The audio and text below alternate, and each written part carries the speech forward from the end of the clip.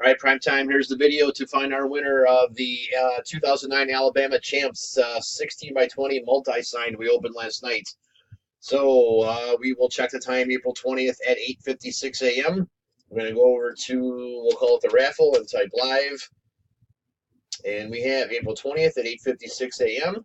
There's the list of our entries. We have Donald Fleming with 3 spots, Bob Lohr with 2 spots, Kevin with 1, and Adam Klein with 1. Those were the teams that were on the 16 by 20. The Ravens were on there twice, so Adam is Ravens.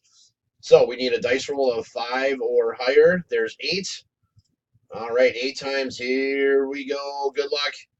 1, 2, 3, 4, 5, 6, 7. Last and final. Here we go. Good luck. And it is Bob and Spot. Well, Bob with the Texans is our winner.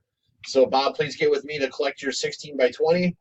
There is our verification code and our timestamp. Once again, April 20th at 8:57 a.m. That's it, guys. Thanks.